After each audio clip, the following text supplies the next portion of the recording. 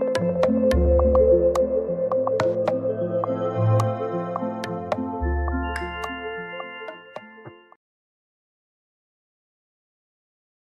there, Chick Chatters.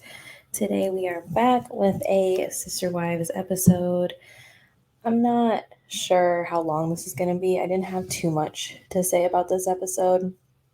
I will still run through it, but there's really not anything super different going on compared to any of the other episodes so far. We just see a couple of conversations going on, and I'm not really sure what time frame we are in. I know the last episode was mid-January. I'm not sure if we are out of winter yet or if we are in February or March or April or next year. It doesn't seem like they film together all the time, so I'm not sure what time frame we are in, but we do start off with Christine, and she is painting with some of her older kids and their spouses. So like Mykelti and Aspen and their spouses, Tony and Mitch. And they discuss Valentine's Day a little bit, mainly in the confessionals. Christine says that Valentine's Day in polygamy is very difficult to navigate, and Merri and Janelle basically just say they don't have Valentine's. I don't know if the producers just weirdly asked them, like, you guys got Valentine's for Valentine's Day? But Merri and Janelle both say they don't have anything going on for Valentine's Day. And Robyn says it's a horrible day and it's hard and all these things. I don't know. But they do talk about Kody bringing them all gifts at the same time. They said it used to happen kind of late at night and it would be all at once. And I started thinking about it. I'm like, yeah, that's honestly how I remember any Valentine's Day with them, is he would just do it all at once. I don't really know how you would navigate Valentine's Day in polygamy, to be honest with you. But it doesn't really seem like a fun day to have everybody just, I don't know, you just walk through the line and just get a bag of chocolates and some flowers or something. Like, I don't know, it just doesn't feel as holiday and genuine if you're just kind of getting in line for your gift. I don't know. Just weird to me. I feel like holidays would be weird for that reason. Dean's very nervous to date again, and she talks about dating with her older kids. She says that she has signed up with a matchmaker to try to find somebody. She wants somebody the complete opposite of Kody. She wants no hair, tattoos, a bigger guy. I'm not sure, but she just wants everything that's the opposite. She's very nervous to date because her marriage with Kody lacked intimacy, and she doesn't feel confident in herself when it comes to intimacy. She says, I don't even know if I'm a good kisser. The only person I've kissed didn't like it. The only person I've done anything with did not like it. And I felt really bad for her. And I can't imagine your whole life and you're in your 50s that you have not had like a successful intimate relationship. That's crazy to me. So power to her for leaving, even though, yeah, she says she was late leaving. I still think it's a good thing that she did. I mean, better late than never, because wow, at least you can take back your power now and be with somebody that appreciates you no matter what you look like. Christine wants something different, but she does not want to try all the ice cream flavors like her son-in-law Tony apparently has tried. She doesn't want to taste them all. She just wants like a little bit of a few. So, and I think she deserves to go try a few out. I say why not? I know she's nervous, but there's no time like the present. Might as well just put yourself out there, and it is what it is. It's funny though, because she talked about talking with her matchmaker, and she was like, I just told them everything. And I'm sure that was a lot to unload on a person. Then the matchmaker's like, well, we're just gonna say that you're 50 years old and you have a lot of kids. And I think maybe that she was divorced or something. And she's like, we'll just start with that. You don't need to tell them all these things about you. I thought that was so funny. I love her spirit, but that was funny. They talk about how Kody wasn't attracted to Christine, and Mykelti in the background got me. I was with her. She's like, she didn't understand why Kody wasn't attracted to her. Saying what I was thinking. It's crazy. She's like, you're beautiful. And I really, truly do think Christine is beautiful. I just I can't believe it either. So I'm like, oh, okay. I guess to each their own, to each their own. But I just think that it's horrible that he has always told her this. If he has always felt that way, then just don't be with her or set her free earlier, give her that release, whatever the case is. It seems like you can make it work with Janelle. I don't see why you couldn't make it work with Christine in that way. That just seems a little off to me. But then we go over to Janelle and Meri, basically. That's the last we hear of Christine for a little bit. And Janelle is going to talk to Kody for the first time since their fight. And mind you, this is the new year. This has been a while. It's been a while since they've talked to each other. I find that crazy. This family does not communicate with each other. Point blank, period. It's nuts. They'll go months. And these people are married and they will go months without talking to each other, it seems. And it's nuts. Janelle says it like, I have an appointment with Kody. And I swear, if I ever say that about my husband, I'm going to be like, okay, I need to reevaluate a few things. Because when I got to make an appointment with him, I mean, I know it's one thing to make sure your schedules are clear, but to call it an appointment, other than to be like, I have a lunch date or we're meeting up to talk, she specifically calls it an appointment. The fact she has to book an appointment with him when I'm sure Robyn can just be like, hey, let's go out to eat and talk about this. Get away from the kids. That stood out to me, but they only show Janelle for a split second talking to the camera. They go back to Meri. Meri is at her B&B and she is talking about her best friend and her plans to move, how nervous she is to tell Robyn, and she's kind of explaining her relationship with her friend, where this friend came from. I'm sure we've seen her a few times. She looks very familiar. She seems to have been around for Meri, and I'm glad that Meri does have a friend. I know a lot of people aren't big Meri fans. I'm not sure how I feel about her, but to be honest, I'm glad that she does have somebody outside of the family that cares about her, because it seems like her mom isn't around anymore. I don't believe her father's around anymore.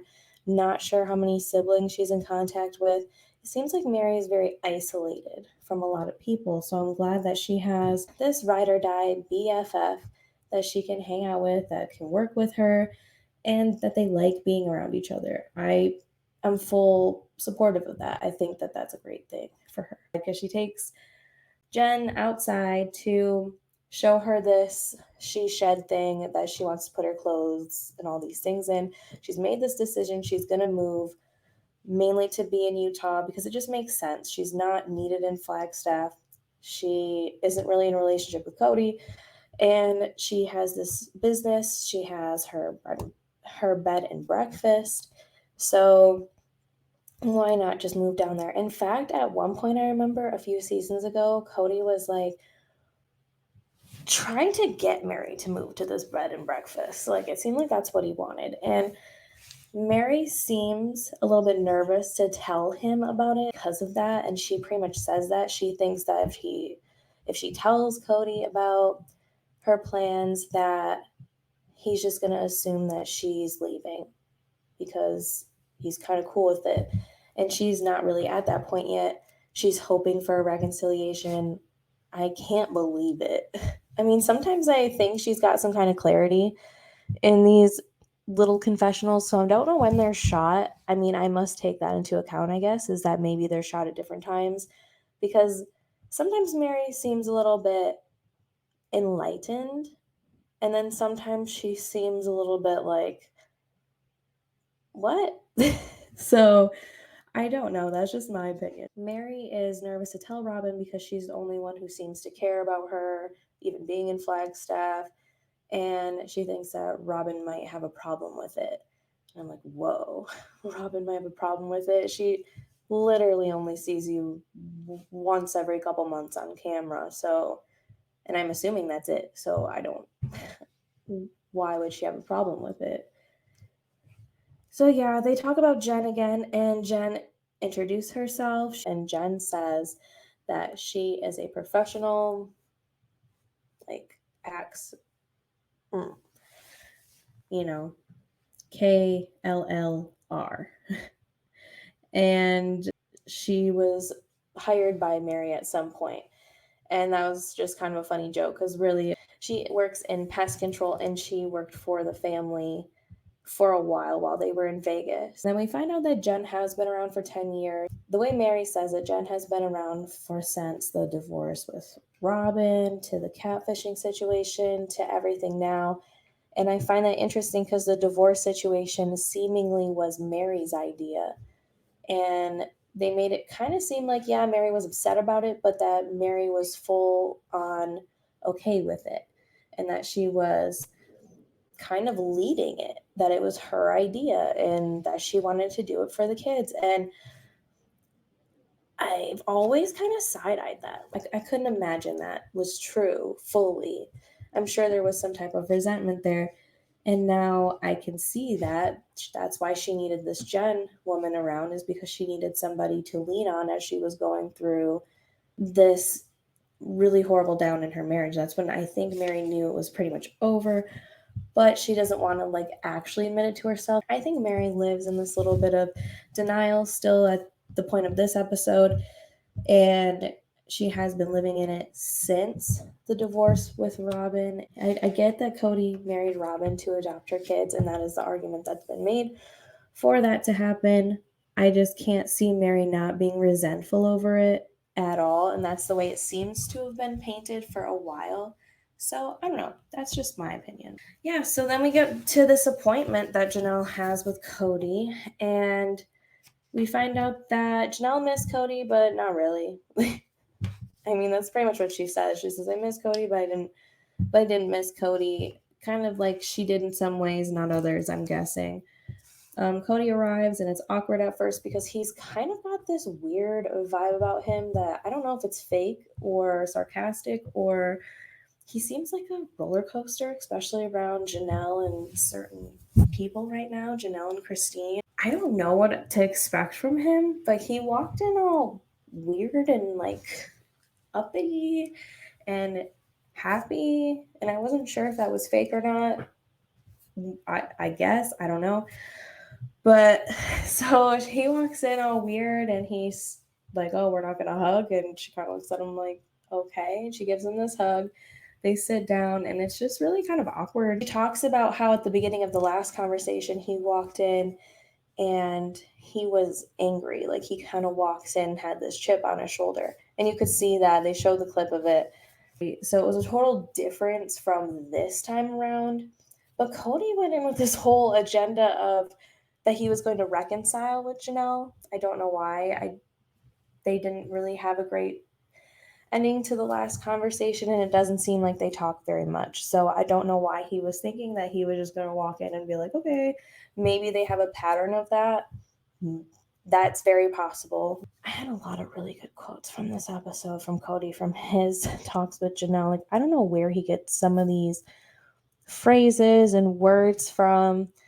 I don't know if he's been doing this the whole time, but it seems like when he talks to Janelle or about polygamy in general, he kind of makes up these terms. I don't know if he makes them up. They might be real. I don't know, but he comes up with these terms on the spot, and they're just interesting to me. But he was saying that he was morphing and transmuting pain into anger from his divorce with Christine. For some reason, he talks about Christine. He still is upset with his divorce. He's still upset about conversations that happened, it seems like, years ago, or a year ago, or when she was first leaving. So Janelle keeps saying to him, "I don't really want to talk about that. We're here to talk about us. We're here to talk about you and me. We're here to talk about, what's going on here. And I don't have anything to say about your relationship with Christine or your divorce with Christine." Janelle also makes a good point that he needs to separate his relationships like he had been doing for decades before. He used to separate his relationships and his problems with each wife, and it didn't really bleed, I guess, so much into the other relationship. I'm not sure how true that is, but it seems that that's what she's hinting at, that he needs to keep his divorce separate from his other relationships, which is true. If you're going to juggle all these women, if you're going to juggle this many relationships, then it's your responsibility to juggle your own emotions as well, and how you also have relationships with your children.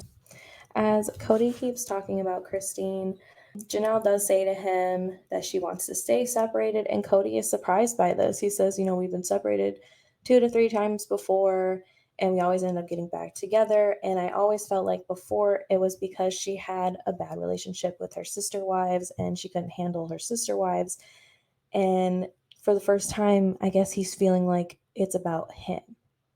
I'm like, whoa, that's saying a lot to me. Like maybe it was because of her relationships with her sister wives before. I don't know. Could be how he was juggling them before. I don't know. But wow, Kody. Wow, he is something else. Wow, this man really said that out loud. Okay. All right. We will continue with this train wreck. So then they start talking about it a little bit, and then counseling gets thrown out there. Janelle says, yeah, counseling might be a good idea. And for some reason, Kody keeps bringing up his divorce with Christine in this conversation with Janelle. This conversation is supposed to be about Janelle and what happened with the kids and with Christmas and how they can go about their relationship now. And he keeps bringing up his divorce with Christine and how that has made him so angry and all these things. And it's like, okay, but that's not what you're here to talk about. He just keeps shooting himself in the foot multiple times. It's like crazy to watch. It's crazy to watch somebody just do this to themselves. So then you get to Janelle in her confessional, and she says, I am mind blown that he is blindsided by this divorce all the time, because he has constantly said he's not attracted to her. I think he said that on TV multiple times in the past reunions and in different clips. He's been saying this for so long. And like Janelle said, if he said this to her one time, she would have left him. And Christine has been told this on like TV multiple times. Even with Janelle and Christine not really looking too far off of each other. I think they're both beautiful women, for sure. I think they're both strong, independent, beautiful women. And I don't see how he can be attracted to one and not the other. So that's also strange to me, But I guess I just think it seems that a lot of his breakdowns in all of these marriages happened around the time Robyn came in. I'm not a conspiracy theorist. I'm just saying that is my thoughts on that. So yeah, Kody has admitted that he is not attracted to Christine a ton of times, and that he and Christine had a lot of issues in their marriage. So Janelle's like, I don't get why this is coming out of nowhere for you, but okay. Janelle keeps trying to bring it back to herself and her own problems with Kody. And she brings up Christmas again and Savannah and how Kody didn't even call her or text her or anything. And Kody just stood there in struggles. He's like, well, everybody, and just like trailed off. And it's like, yeah, let's see you get out of this one. Because, like I've been saying, all these kids have phones. At the very least, you could send a text message, you could just acknowledge their presence in life. It's just nuts to me that he doesn't even think to reach out that way. He just likes to blame the mothers. Like, if the mothers don't give me an environment to hang out with the kids, then I can't be with the kids. And then it comes up now, which I kind of figured this was the deal. The reason why he's so neglectful with the older kids is because he dotes on the younger kids because they are younger. And he's always done that. He's like, from Logan to Ariella now, I have always doted on the little kids because that's who needs me. And he does neglect his relationship with his older kids. And I think that that's something that he will regret for sure. Not saying that you should not have a good relationship with your younger kids. You should definitely evolve your relationship with your kids as their age and their needs change in life. It doesn't mean you need to be talking to them every day or, just like policing their behavior all the time like you would with a little kid. But you can still be a presence in their life, because what happens when all of these kids grow up and you only have a good relationship with the youngest ones because they're the youngest? So they got more of your time. They'll always be the littlest ones. It just makes no sense to me. So, whatever. Back to the story. So Kody thinks that they just kind of became mean girls, Christine and Janelle. He doesn't have this environment to be with his kids. And that Janelle just kind of keeps him around because he's hot. I couldn't believe it. Like, my jaw dropped to the floor. I could not believe he said those words. I had to, like, rewind that a few times. I don't even know. I was just overwhelmed. I was like, there's no way. There's no way I'm hearing that. I think TLC must have voiced over that. There's no way. I was just stunned. And then Janelle's just like, yeah, it was just a bunch of lame, weird excuses. Like, it was just so crazy. They talk about how he has different access to Robyn's kids than Janelle's kids, and that's why he's around for them. I'm like, oh, okay, well, you choose where you be, so I don't get it. And yes, Janelle's kids are older. Christine's kids are mainly older. Meri's kid is older. That's just what happens when you had all these wives in the 90s, early 2000s, then you brought one on in 2010. You know, like, what? I always felt like that was so weird. I mentioned this the last time, but I always felt like it was strange that they brought on Robyn so much later, because yes, there's going to be this weird gap now between all these kids, and you're going to have problems like this. So they talk about Janelle's kids having to apologize to Robyn for the millionth time. And Robyn says for the millionth time that she doesn't need an apology. And that's pretty much the main time we see Robyn. Most of this episode is her kind of defending herself. Like, I don't need an apology. I never asked for an apology. And I was mad that he asked for an apology. Again, COVID gets brought up. I want to go a whole episode where they don't talk about COVID. It's crazy how much COVID is still affecting this. Like, I remember when reality TV first got brought back up again, and we had COVID seasons for the first, like, few months to a year. People realized we were over COVID by the time we were watching new reality TV again, because we lived through it. So we didn't really want to see people living through it. So they seem to cut a lot of that out. But with this, we just get full-blown COVID all the time. And we're in 23 now. Then we go back to Meri, who is thinking about starting events at her B&B. And I'm all for that as somebody who used to work events and in banquet serving. It's a good business to get yourself in if you got the staff, you got the space, you got the ability. I say go for it. It is good to make money that way. It is also a good way to actually promote your business in different ways. So yeah, I'm all for that. I think that's a great idea. They start going through this barn to decide on storage. I think Meri is in part moving to Utah to just kind of, it seems she's more herself here. She seems happier. She seems lighter. She seems like she doesn't have to just sit around in the cold outside and talk about family drama all day long.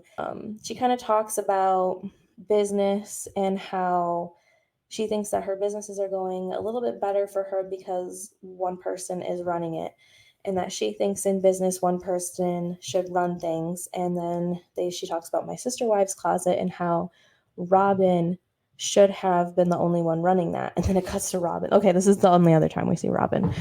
But then it cuts to Robyn, and Robyn says that she wanted the business to be like a child, basically, that they raised together, because she wasn't around for them raising all the kids when they were young.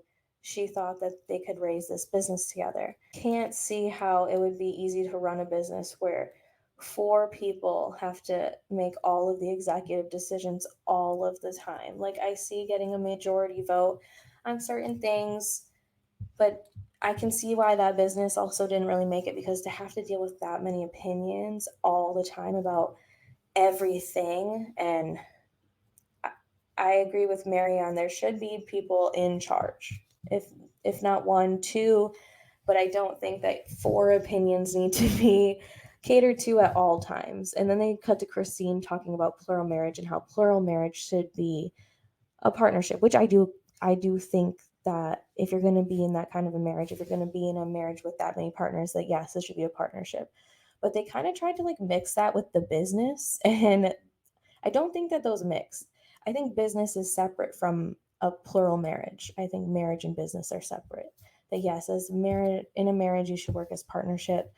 But sometimes in business, you do need somebody to take the lead on things. You do need things to get done. I don't know why they did all that weird editing and stuff, because I agree with both points, but both points were not really going against each other. They were just both saying different things. So then we go back to Kody and Janelle and their little discussion in the same restaurant that it seems he has meetings with Janelle and Christine.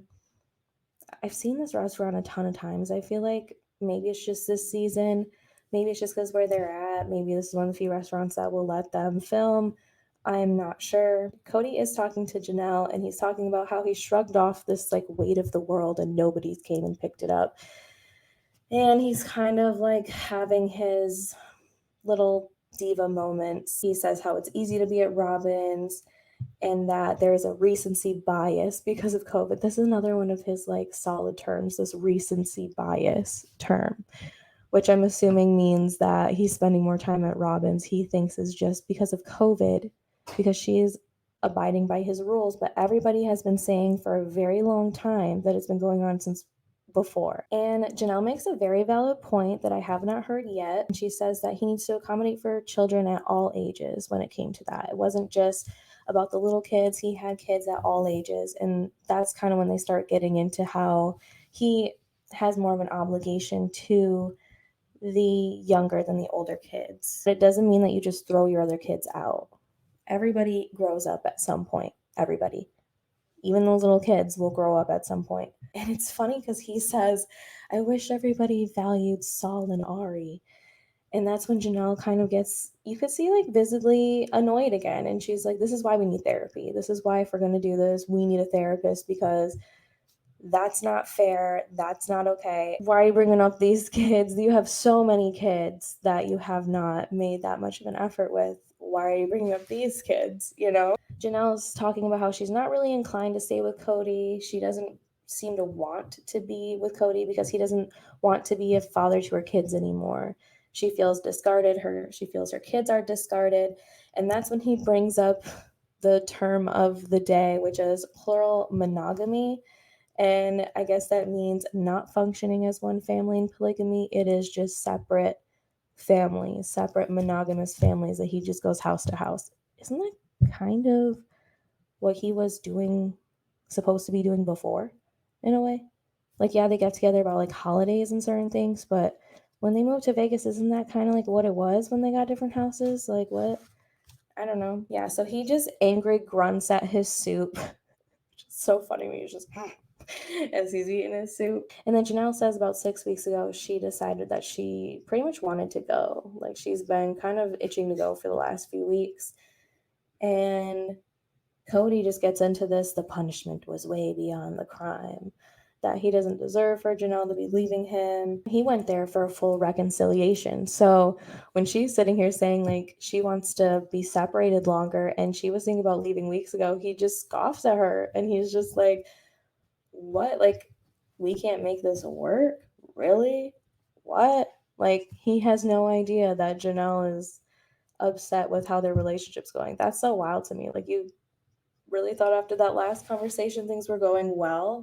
And Janelle says in the confessional that Kody moved heaven and earth to get Robyn's house. I don't know why this whole, or them moving to Flagstaff is so chaotic and so unorganized. Like they really didn't think this through. They just were like, okay, we're just gonna sell our houses and buy this big thing of land and then maybe build on it one day.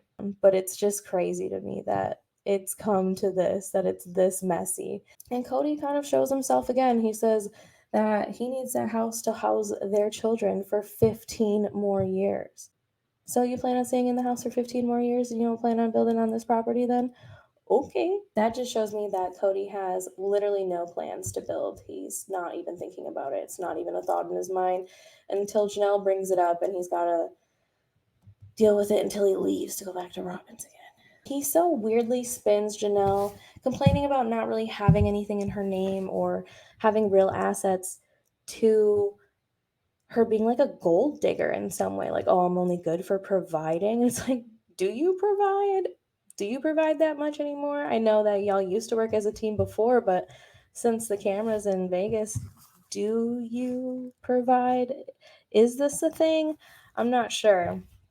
Seemed a little off base to me, but he said that the only progress that they've made since coming to Flagstaff is Christine's exit, which is not the progress he wanted. I'm like, wow, weird way to put it. He puts things in such a weird light all the time. Like, to each their own, whatever. Then he also brings up Christine again for the millionth time. Like, you think this is actually going on Kody and Janelle, and it gets back on Christine, and he's like, when she's dating, she's gonna be out there talking about me and bad mouthing me. And it's like, yeah, okay, fine. That's sometimes what people have to do. And he talks about their relationship in Vegas and how he used to read her poetry, and that their relationship in Vegas was like a renaissance. He was running around behind her reading her poetry. And I'm like, where is that footage? Let's see it. Like, TLC, please show that. Please, I would love to see. Because they show the other footage. They show him bringing in the Valentine's Day gifts. Like, it's so weird. Like, show it. I would love to see Kody in his renaissance stage with Janelle. But Janelle just sits there and is like, yeah, okay. But I'm kind of like, what is he talking about? But she seems to know what he's talking about. So maybe he was. I'll give him benefit of the doubt. But Janelle does say she misses Kody and that she needs a different kind of reunion with him if they are going to get back together, because before they kind of act like nothing's wrong, which I guess is maybe why he walked into this meeting acting like nothing was wrong. I guess that is something that they might do often, but she wants something different. She wants her problems worked through. It seems like Janelle's a little bit on the fence about leaving at this point. It seems though like she's more annoyed with him than not, but she does make a point to say that if they were on a deserted island, just him and her, they would get along just fine. They are best friends. They get along perfectly fine when it's just the two of them and it's about nothing else. But life isn't that way. So it can't just be we're together because we get along on a good day. You got to get along through the bad times too. And you got to be around for the bad times. And he just kind of dips for months, it seems, and comes back like nothing's wrong. It seems like an odd way to handle a marriage, especially when you have multiple people in your marriage. That's just my opinion. If he truly wanted it, that she would try, but it seems to be heading for divorce. And he thought he was coming into this meeting looking for a reconciliation, that they were going to kiss and make up and everything was going to be fine and dandy. And I don't know what got into his soup that he was eating.